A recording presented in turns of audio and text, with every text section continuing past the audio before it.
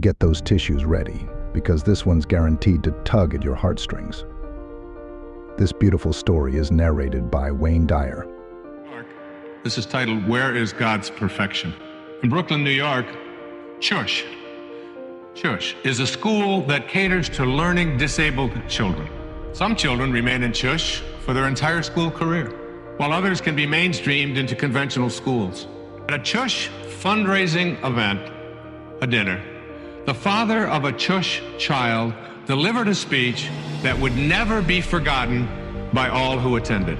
After extolling the school and its dedicated staff, he cried out, "Where is the perfection in my son Shaya? Everything God does is done with perfection, but my child cannot remember facts and figures as other children do. Where is God's perfection here?" The audience was shocked by the question and pained by the father's anguish and stilled by the piercing query.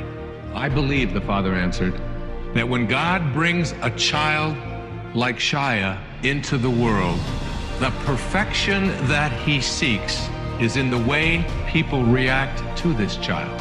He then told the following story about his son Shaya.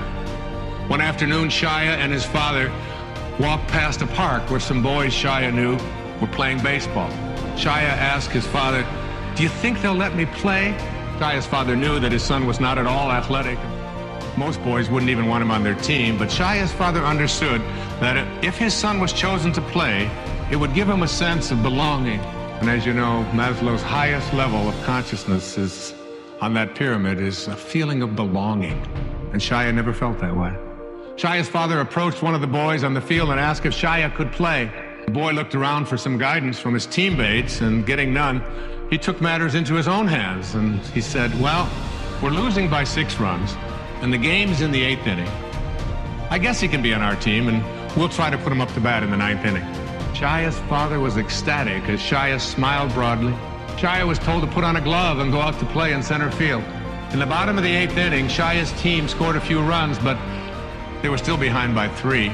In the bottom of the 9th inning, Shaya's team scored again, and now with 2 outs and the bases loaded, Shaya was scheduled to be up with the potential winning run on base.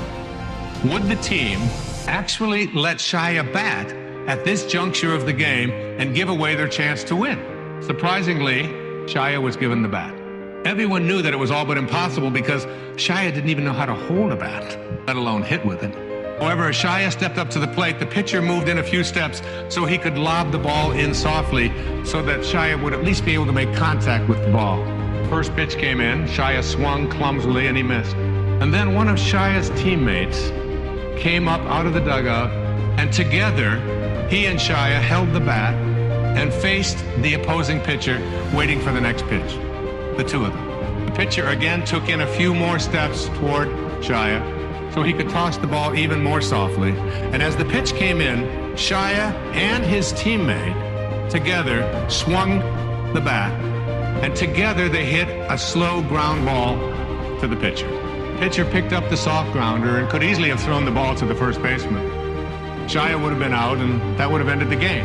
But instead, the pitcher took the ball and threw it on a high arc to right field, far beyond the reach of the first baseman. Everyone started yelling, "Shaya, Shaya, run to first, run to first." Never in his life had Shaya run to first. He scampered down the baseline, wide-eyed and startled. By the time he reached first base, the right fielder had the ball, and he could have thrown the ball to the second baseman, who would tag out Shaya, who was still running. But the right fielder understood what the pitcher's intentions were. So he threw the ball high and far over the third baseman's head. Everyone yelled, "Run to second, Shaya, run to second." Shaya ran toward second base as the runners ahead of him deliriously circled the bases toward home. As Shaya reached second base, the up to him turned him in the direction of third base and shouted, "Run to third, Shaya, run to third." As Shaya rounded third, the boys from both teams ran behind him screaming, "Shaya, Shaya, run home." Shaya ran home, stepped on home plate, and all 18 boys lifted him on their shoulders and made him the hero as he had just hit a grand slam and won the game for his team. That day, said his father, now with soft tears rolling down his face, those 18 boys reached their level of God's perfection. Is that a beautiful story? It always touches me.